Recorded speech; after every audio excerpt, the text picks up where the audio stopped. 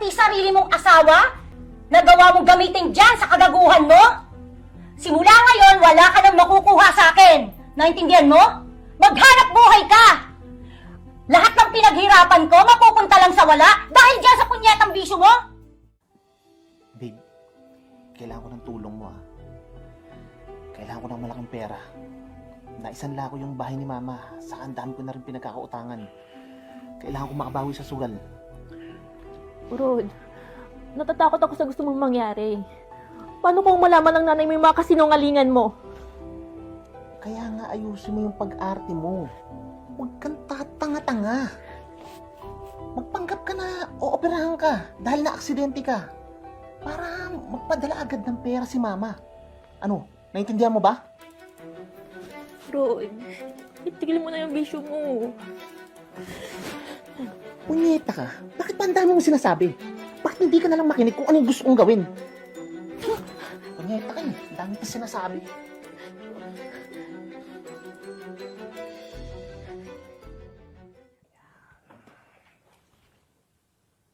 Uy, tumawag na si Mama. Hello po, Ma. Hello, anak. Kumusta si Rachel? Ano ba nangyari? Bakit siya na-aksidente? Opo, Ma. Nandito nga po ako sa ospital ngayon eh. Nadisgrasya po kasi yung sinasakyan niyang taxi nung pauwi siya. Kaya kailangan niyang maoperahan agad-agad. O sige, anak. Yung hinihingi mong pera, ipapadala ko na mamaya. Pwede ko bang makausap si Rachel, anak? Opo, Ma. Nagkamalay naman din po siya kani-kanina eh.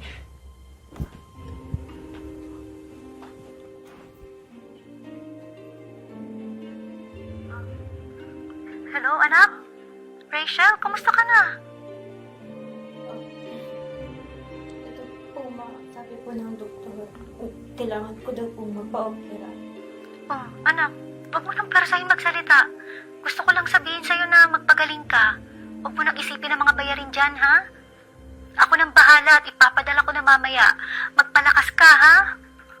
Opo po, ma. Salamat. Sige na po, Ma. Kailangan na po kasi magpahinga ni Rachel eh.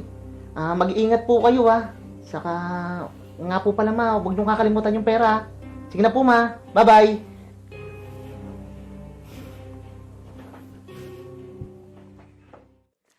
Ayos. Easy money. Ganito lang talaga. Utak lang para pumaldo. Ayos. Dami nito. Oh, nakita mo? Ganito lang kaising magkapera. Natubos ko yung bahay. Nabayaran ko yung mga utang ko. Dami pang natira. Saka, ito na nga pala yung parte mo. Pili mo yung kahit anong gusto mo. Oh! Hala ako dyan. Hindi ka ba kinikilabutan sa mga ginagawa mo, ha? Sarili mong nanay talaga? Boplax ka rin talaga no? Tandaan mo, pareho tayong walang trabaho.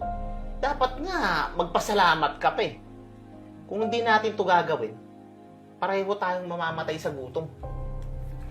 Sige na, alis na ako. Bibili ko ng pang-outfit check. Diyan ka muna.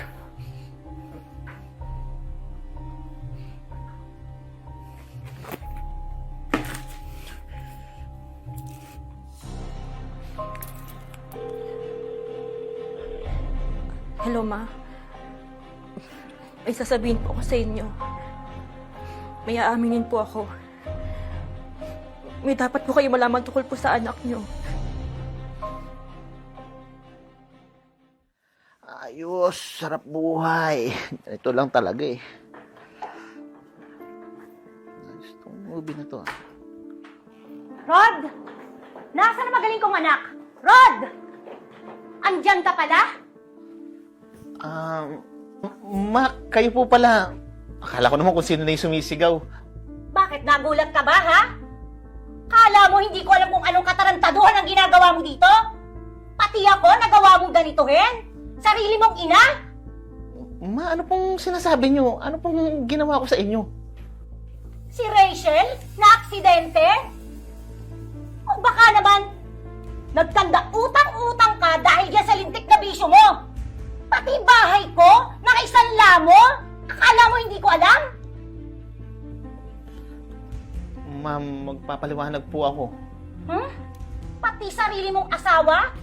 Nagawa mong gamitin dyan sa kagaguhan mo? Simula ngayon, wala ka nang makukuha sa akin.